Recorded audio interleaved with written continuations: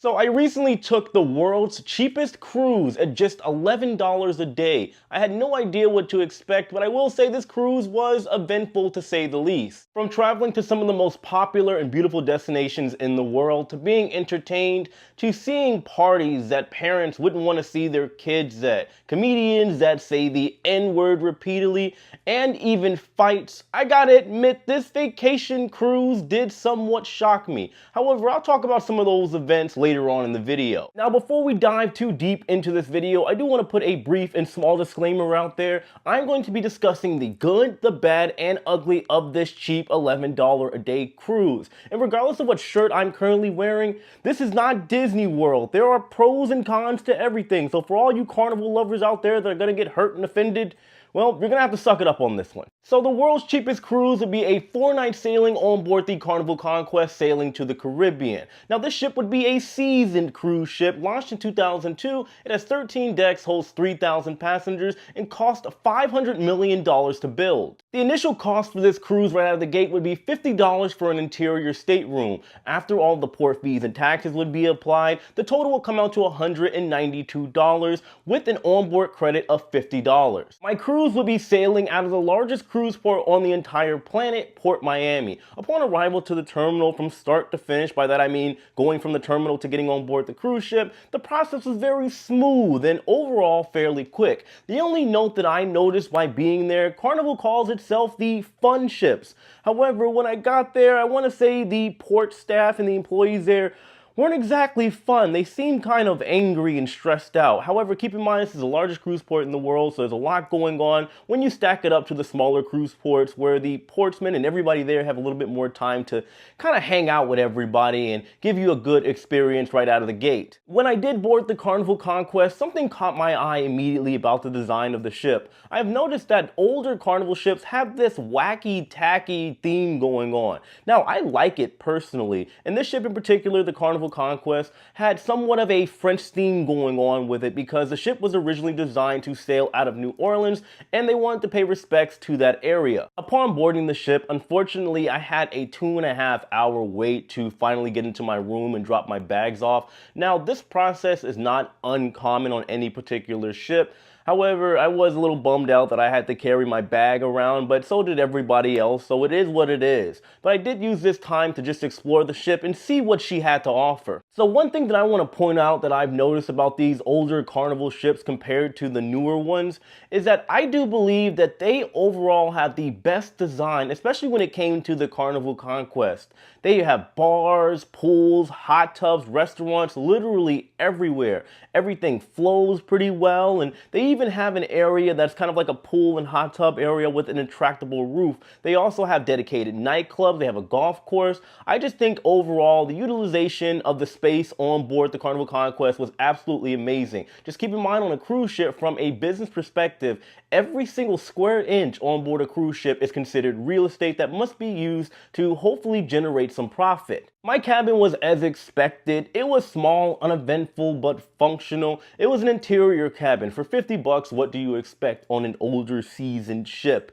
Now, I'm not really picky at all. Interiors these days aren't really my favorite because there is no sunlight. For most people, it will throw your sleep schedule out, but that was the least of my concerns. I will say that thankfully, I wasn't on one of these decks, but it seemed like every other deck, there was a hint of sewage on board. Now, I do always say that Carnival's older seasoned ships are usually pretty well kept. But like I said, every other deck you just kind of smelled this, and for every other deck that you didn't smell the sewage, there was a small hint of Mary Jane on board, but I'll talk more about that later because that situation got pretty crazy. The sail away party was great as usual. I always say there is no cruise line out there that does a sail away like Carnival.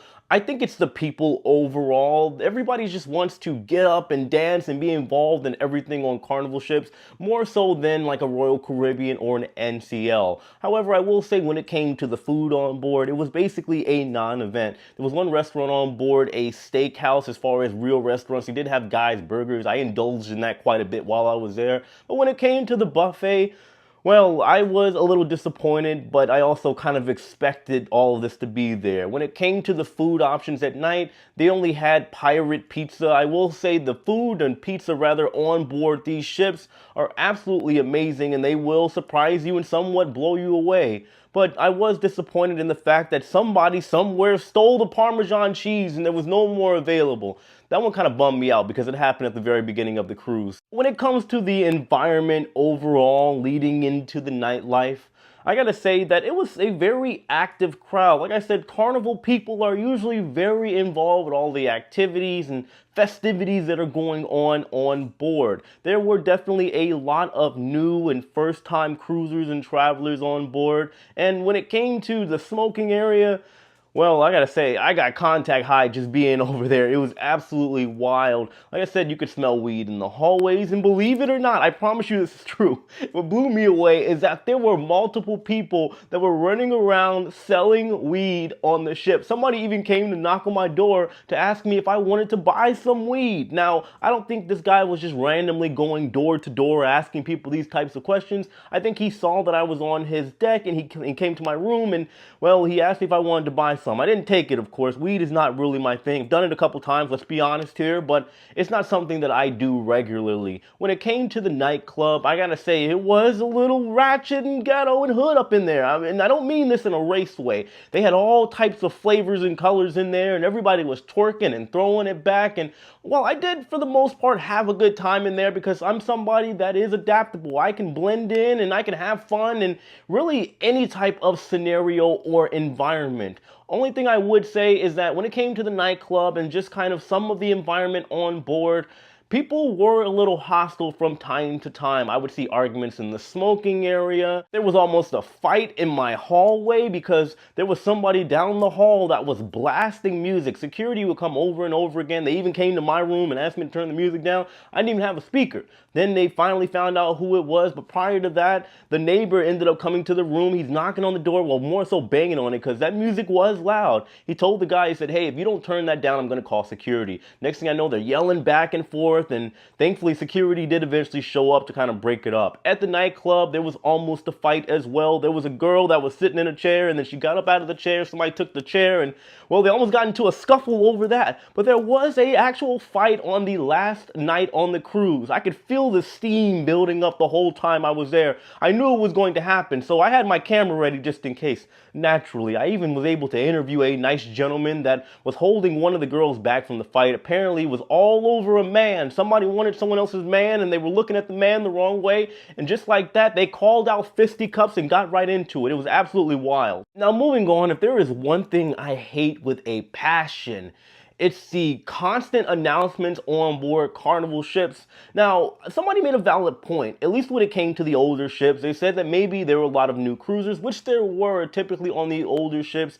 They don't exactly know the game plan. They don't know the flow. They don't know the events as far as bingo and karaoke. They don't know all this stuff is going on, even if it is on the app. However, I would argue I've been on newer Carnival ships, I've been on older Carnival ships, and I've sailed with almost every mainstream line. Carnival is the only one that every hour, it seems like maybe even every 30 minutes, they get on the PA and they start announcing every single event that is going on for the rest of the day. For me, it is absolutely annoying, and I don't know why Carnival does that, but it's just something that I absolutely cannot stand. I'm thinking about just wearing earplugs throughout the day whenever I'm on the Carnival cruise ships moving forward. Now let's talk about the destinations. We had 2 ports of call for this 4-day sailing to the Caribbean. We had Princesses, which is part of Carnival, the Carnival Corporation, Princess Cay. It's their private island located over in the Bahamas. And while the place was extremely beautiful, it's a beautiful tropical destination. The Bahamas is one of the most beautiful places in the world. We all know this. The island itself was a non-event. There were no crazy slides. There were no jet skis. There was no scuba diving. Like, for me, I like all this big stuff. Keep in mind, it's a personal preference for me. I would say this is like a starter pack island, if you will. And I mean no disrespect by it. But I know the people over there genuinely had fun. Remember, there were a lot of new cruisers. And A lot of the people that I talked to were snowbirds. Me, I live in Florida, so I live right by the beach. And as somebody that has also been to other parts of the world and other beautiful islands, I hate to compare it, but we gotta talk about another private island, Perfect Day at Coco Cay. I swear while I was there, I would never compare, but it was just too tempting.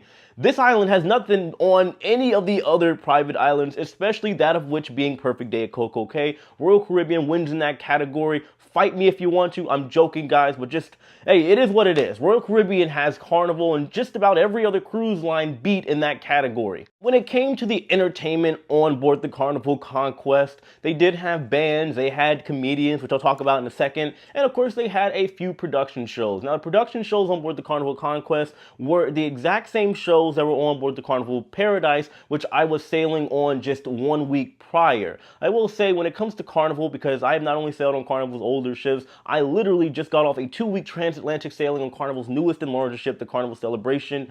I just want to say, the production value for Carnival just isn't really there. And this is me coming from a picky, former performer, breakdancer, acrobat that has done theater and Broadway shows on board cruise ships and tours and theme parks. I just don't really care much for the Carnival entertainment. I think the production value overall is pretty low, but for what it is, it's still not bad. And this is not me knocking the talent in any way, shape, or form. The performers on board, which are good friends of mine, are extremely talented. I know some of the supervisors, I know some of the casting directors. I just don't like the formula that they use when it comes to a lot of these shows with Carnival. When it comes to the comedian, look, I will just say this. I do believe that Carnival is never in between. They either have the best or they have, well, a non-event, if you will. When it came to the comedian, there was one guy that was really funny, and they had another guy. I'll be honest with you, I don't know what planet this man was on, but this guy was higher than a kite. It was absolutely insane. He couldn't find his words, so he just ended up being a sailor. He was cussing like a sailor, potty mouth all over the place, saying N-word this and N-word that and sex jokes, and it wasn't in good taste. There was no punchline to it. He was just kind of spewing out whatever he thought would be funny, and you could just kind of read the room. There were people leaving of all different colors and races and everything. You could just tell a lot of people just weren't happy. I stuck around as part of, I guess you could say, being in the field and seeing what was going on. Overall, I was just disappointed in the comedy because whenever I'm on board a cruise ship and there are comedy shows, I typically go to every single one. I'll put it this way, if it wasn't for all the Jack and Coke that I had consumed, there's no way that I would have made it through any of this guy's comedy shows. The other one, yeah. The second one, not so much. Now, I know a lot of you are going to say that I'm being a negative Nancy, but just like any other cruise vacation, I still did have a great time overall. Were there some issues that took place? Sure. Did I get in a fight? No. Did I have any bad experiences and come in contact with somebody else and have a bad time? No, not at all. I would just say the food was as expected. Overall, besides the fights, well, let's be fair.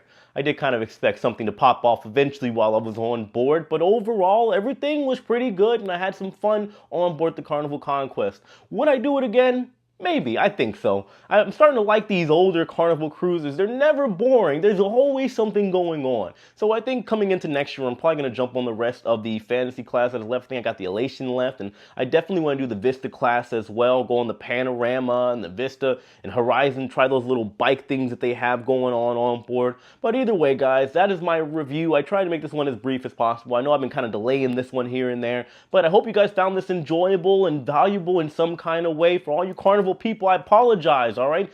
Don't shoot the messenger. This is just my personal experience, everything that went on while I was on board. Now, I do have a review coming up on the Carnival Celebration, and well, we're going to keep this thing moving. I appreciate all of you guys. Let me know your thoughts in the comment section below. I love all of you, and I'll see you later. Take it easy.